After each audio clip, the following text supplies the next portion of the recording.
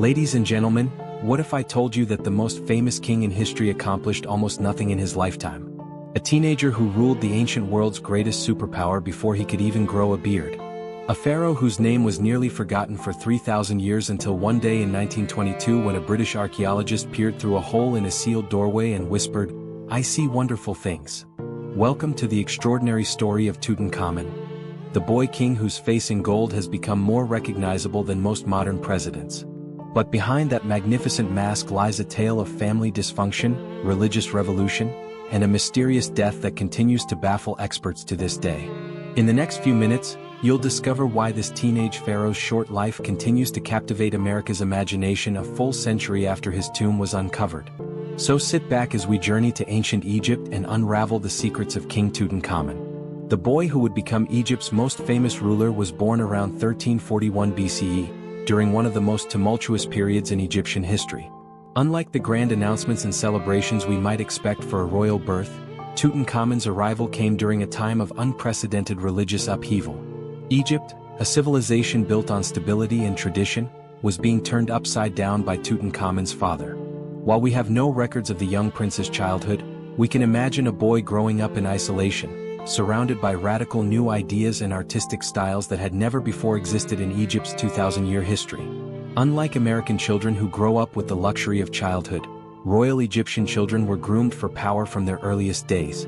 Young Tutankhamun would have been educated in reading hieroglyphs, understanding religious texts, and mastering the complex protocols of royal life, all while witnessing his father's controversial reign unfolding around him. Tutankhamun was born into makes today's most dramatic reality TV families look positively functional. His father was Akhenaten, perhaps history's first religious revolutionary. Imagine if a US president suddenly outlawed all existing religions and forced everyone to worship the sun. That's essentially what Akhenaten did, throwing Egyptian society into chaos. DNA tests on Tutankhamun's mummy have confirmed what many historians long suspected. His parents were brother and sister. This practice, shocking to modern Americans, was common among Egyptian royalty who believed divine blood shouldn't be diluted by outsiders. This inbreeding would have devastating consequences for young Tutankhamun's health. His mother likely died during his early childhood, and his father had several wives, including the legendary beauty Nefertiti, whose iconic bust remains one of history's most recognized female images. Young Tutankhamun grew up in a palace filled with half-siblings, surrounded by courtiers dedicated to his father's radical religious vision. Imagine being handed the nuclear codes at age 9. That's essentially what happened to Tutankhamun around 1332 BCE when his father died suddenly. Egypt, a superpower of the ancient world, needed a new pharaoh, and this child was next in line. Of course, a 9-year-old couldn't rule alone. Power fell to two men, an elderly advisor, and Horemheb, a military general. They saw in this child king an opportunity to reverse his father's religious revolution and restore Egypt to its traditional ways. The coronation of the boy king would have been spectacular: golden chariots, elaborate processions, priests chanting and crowds cheering. Yet beneath the spectacle lay the reality: a child being used as a figurehead by men with their own agendas. The crown he wore, combining symbols of Upper and Lower Egypt, would have weighed heavily on his young head, both literally and figuratively. Despite ruling for nearly a decade, Tutankhamun's actual accomplishments were modest compared to pharaohs who came before and after him. No massive military campaigns bear his name. No colossal temples were built under his direction. His reign focused primarily on restoration rather than innovation. Foreign policy during his rule consisted mainly of rebuilding relationships damaged during his father's controversial reign. Trade with neighboring powers resumed. Small military campaigns into Nubia and Syria were conducted, likely led by his generals rather than the young king himself. Perhaps his most significant political act was moving the capital back to Thebes from his father's purpose-built city of Amarna, a clear signal that Egypt was returning to tradition. For average Egyptians, Tutankhamun's reign represented a welcome return to stability after years of religious turmoil. The most consequential actions of Tutankhamun's reign involved dismantling his father's religious revolution. Akhenaten had shut down temples, dismissed priests, and focused worship solely on the Aten, the sun disk. Tutankhamun, guided by his advisors, systematically reversed these changes. His very name tells the story. Born as Tutankhamun, living image of Aten, he changed it to Tutankhamun, living image of Ammonius, the traditional god his father had rejected. This wasn't just a name change, it was a political statement broadcast throughout Egypt. A remarkable stone stela found in his tomb, called the Restoration Stela, describes how he found the temples fallen into ruin, and the gods turned their backs upon this land. Tutankhamun claimed credit for restoring the temples, reinstating the priests and returning Egypt to divine favor. The abandoned temples reopened. The neglected statues were repaired. The traditional festivals resumed.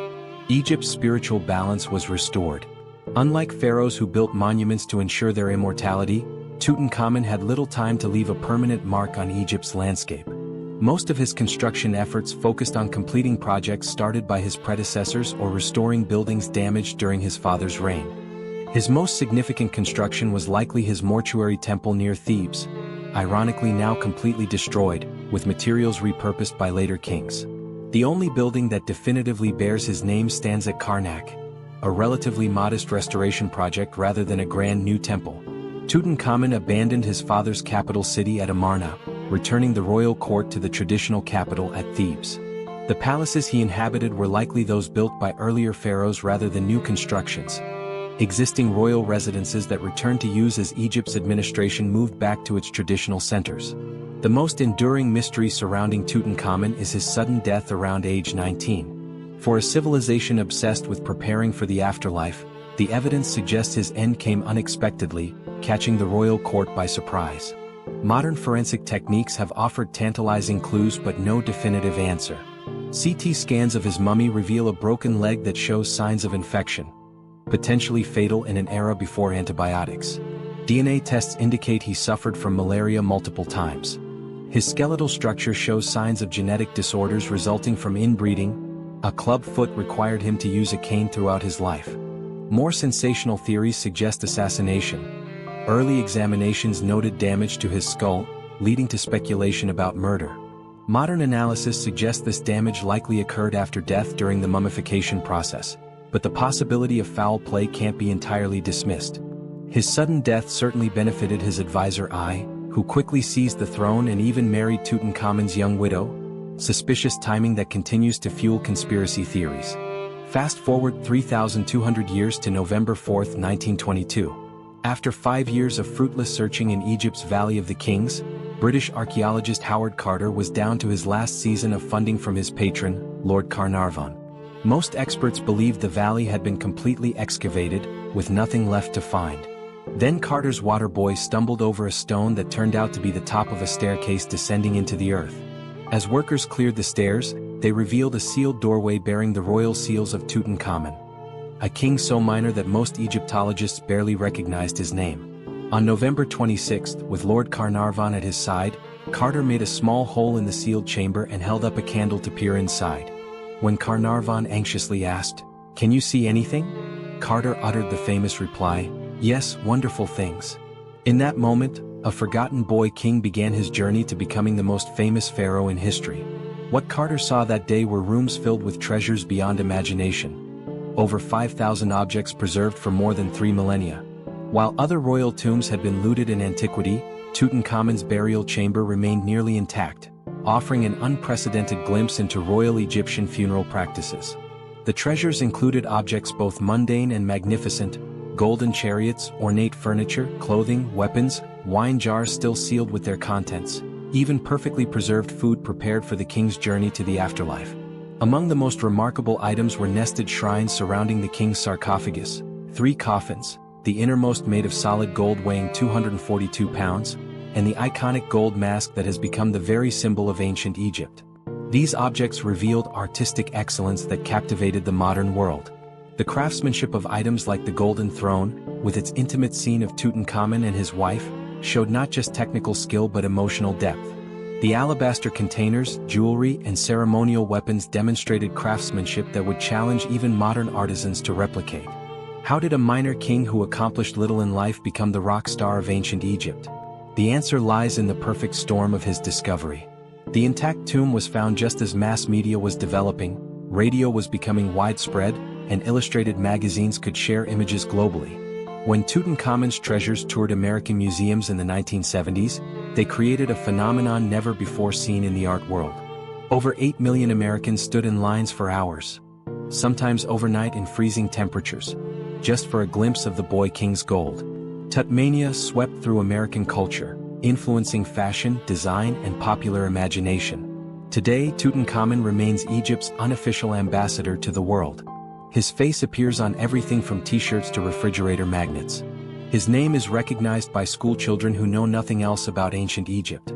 His story continues to inspire books, documentaries, and museum exhibitions that introduce new generations to the wonders of archaeology and ancient civilization. Beyond the mystery of his death, historians continue to debate Tutankhamun's place in Egyptian history. Was he merely a puppet king manipulated by older advisors? Or did he, despite his youth, assert genuine authority as he matured? The evidence remains inconclusive. Some Egyptologists argue that portraits showing him in active poses, hunting hippos, riding chariots, smiting enemies, were propaganda to present a healthy, active king despite his physical limitations. Others suggest these may represent aspirational imagery, the activities he wished he could perform. Perhaps the most intriguing historical debate concerns his relationship to his father's revolution. Did Tutankhamun genuinely reject Akhenaten's religious innovations, or was he pressured by conservative forces? One tantalizing clue: despite officially restoring the old gods, he kept elements of his father's artistic style, suggesting perhaps a more complex relationship with his father's legacy than simple rejection. Beyond the headline story, Tutankhamun's life and discovery offer fascinating details that rarely make it into textbooks. His tomb contained 130 walking sticks, evidence of his difficulty walking. 2 tiny mummified fetuses were found in his tomb, likely his stillborn daughters with his wife, who was also his half-sister. Perhaps no aspect of Tutankhamun's story captured public imagination like the so-called curse of the pharaohs. When Lord Carnarvon died from an infected mosquito bite shortly after the tomb's opening, newspapers worldwide spread stories of a mummy's curse.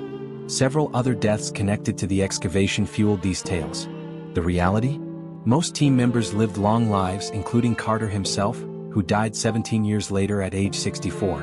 One of the strangest modern connections to Tutankhamun involves the King Tut comedy sketch performed by Steve Martin on Saturday Night Live in 1978, at the height of Tutmania.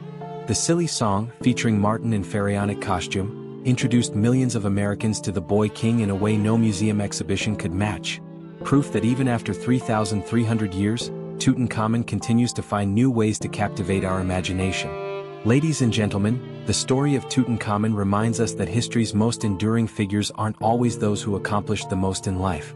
Sometimes it's about being in the right place at the right time, or in Tutankhamun's case, the wrong place at the wrong time, but with enough gold to ensure we'd never forget his name. His face, that golden mask with eyes that seem to follow you across the room, has become immortal, a bridge across 3,300 years connecting us directly to a teenager who briefly sat on history's greatest throne. What other royal stories lie waiting to be discovered? Subscribe to our channel to journey through time with history's most fascinating rulers. Until next time, this has been the extraordinary story of Tutankhamun, the boy king who changed history.